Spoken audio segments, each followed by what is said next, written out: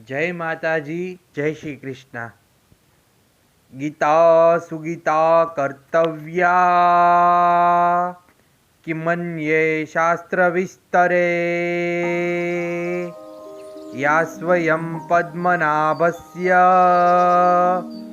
मुख पद्माद्विनिहृता,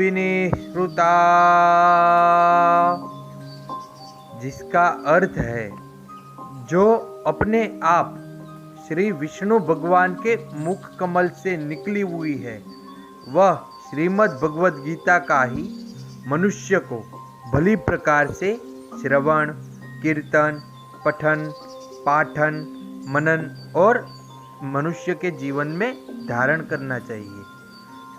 उसके बाद मनुष्य को अन्य कोई भी शास्त्र के संग्रह की आवश्यकता नहीं रहती है, क्योंकि मनुष्य के जन्म से लेकर मृत्यु तक सभी प्रश्नों का उत्तर श्रीमद् भगवद गीता में मिल ही जाता है।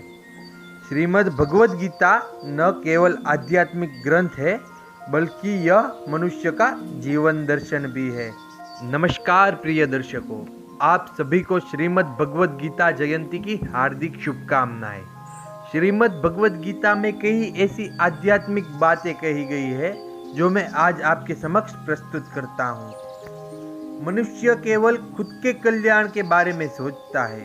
यदि मनुष्य समाज के हित के बारे में सोचे तो संसार स्वर्ग बन जाए।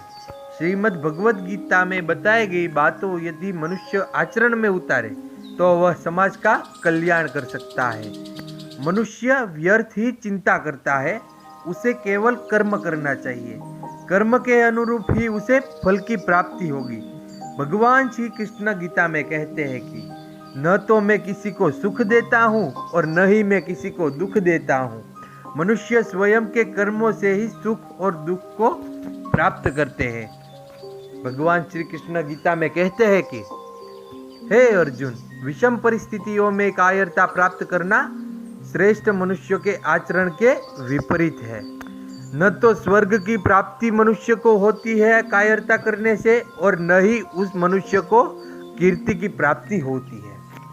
आगे भगवान श्री कृष्ण कहते हैं, हे अर्जुन, तुम ज्ञानियों की तरह बात करते हो, लेकिन जिनके लिए शोक नहीं करना चाहिए उनके लिए शोक करते हो। मनुष्य जीवन में मृत या जीवित व्यक्ति पर ज्ञानी कभी किसी के लिए शोक नहीं करते हैं।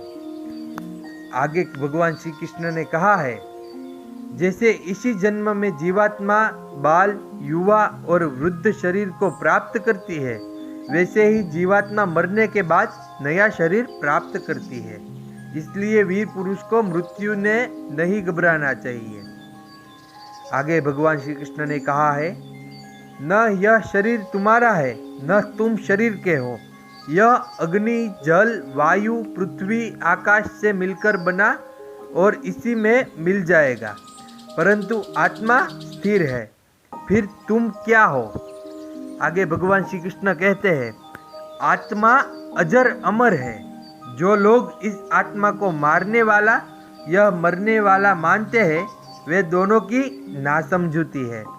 आत्मा न किसी को मारती है और न ही किसी के द्वारा मारी जा सकती है। आत्मा न कभी जन्म लेती है और आत्मा न कभी मरती है।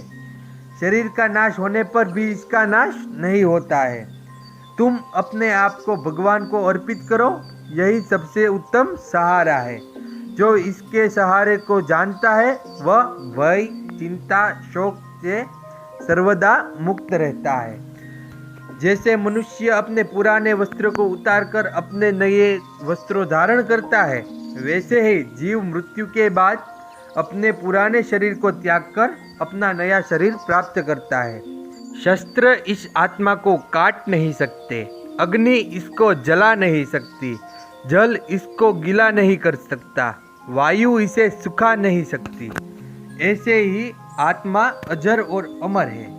भगवान श्री कृष्ण ने भगवद गीता में यह कहा है कि आत्मा को मारा नहीं जा सकता है।